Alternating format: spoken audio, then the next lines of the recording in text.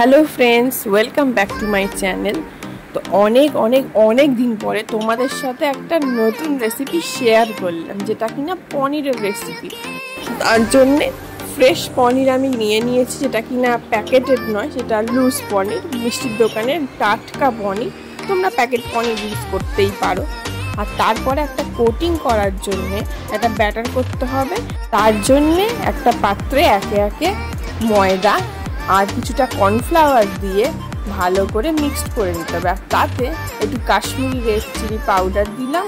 পাউডারটা দিয়ে তারপরে একে একে একটুখানি গোলমরিচ গুঁড়ো দেবো। তোমরা চাইলে বেশি গোলমরিচ দিতে পারো, যারা ঝাল বেশি খাও। আমরা একটু ঝাল কম খাই। তারপরে সব একসাথে মিক্সড করে জল দিয়ে ভালো করে একটু ব্যাটারের মতো করে নিতে হবে। আর হ্যাঁ, অবশ্যই এই ব্যাটারে একটু নুন দেবে পরিমাণ মতো। আমি স্কিপ করে গেছি।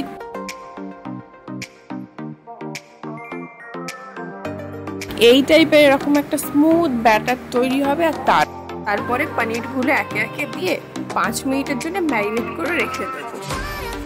এদিকে পনিরটা ম্যারিনেট করার জন্য 5 মিনিটের জন্য রেখে দেবো। তারপরে 1 চামচ কর্নফ্লাওয়ার নিয়ে 1 কাপ জলে গুলে রেখে দেবো। তারপরে একটা কড়াইতে সাদা তেল নিয়ে নেবো কিছুটা। আমি এখানে রাইস ব্র্যান অয়েল ইউজ করেছি, তোমরা চাইলে যে কোনো তেল ইউজ করতে পারো।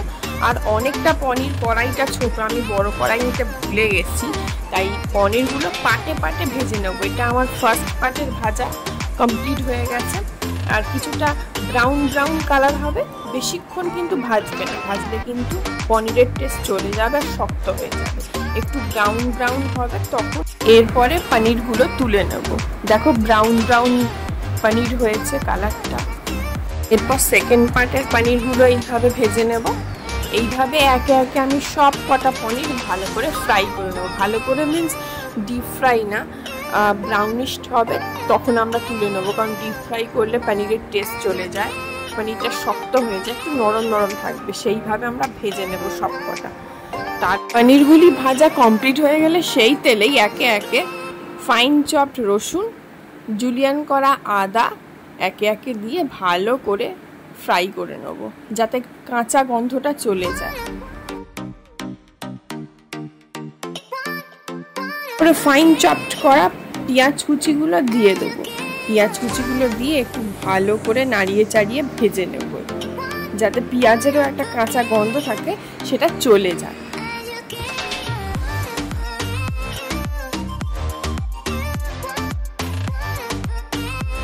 তারপরে ক্যাপসিকাম কুচিগুলো দিয়ে দেবো আর একটুখানি ভেজে নেব, যাতে ক্যাপসিকামগুলো একটু সিদ্ধ হয়ে আসে, অল্প সিদ্ধ হয়, যেন একদম ঘেঁটে না যায়। কারণ ক্যাপসিকামেরও একটা টেস্ট আছে, টেস্টটা নইলে চলে যায়। তাই অল্প করে একটু ভেজে নেবো, যাতে একটু গরম হয়ে যায়। তারপরে একটু গ্রিন চিলি কুচি দিয়ে দেবো। তোমরা চাইলে বেশি দিতে পারো, আমি ঝালটা কম খাই তাই অল্প করেই দিয়েছি। আর তারপর পরিমাণ মতো একটু নুন দিয়ে নেবো।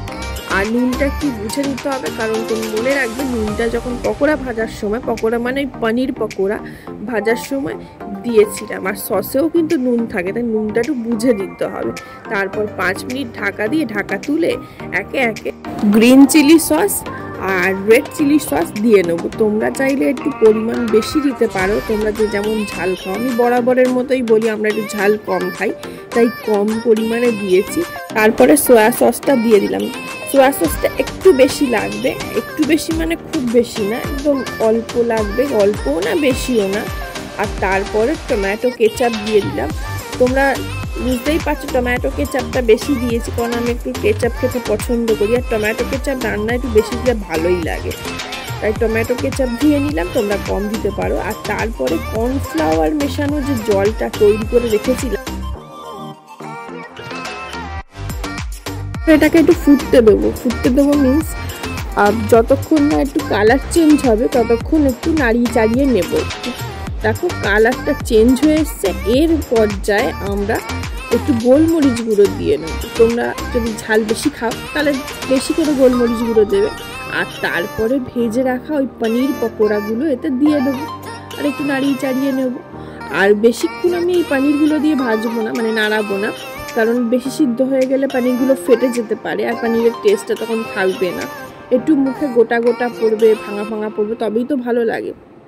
তাই রান্নাটা কিন্তু হয়ে গেছে, দেখো আমি নামিয়ে নিলাম। তোমরাও চাইলে এরমভাবে পনির মাঞ্চুরিয়ান রেসিপি ট্রাই করতে পারো অবশ্যই। আমি গ্যারেন্টি দেবো রেস্টুরেন্টকেও হার মানিয়ে দেবে। তাহলে অবশ্যই ট্রাই করো একবার বাড়িতে। Of course, if you like my video, please do like, comment, share, subscribe to my channel and hit the bell icon to get more notification and update also. Thanks for watching.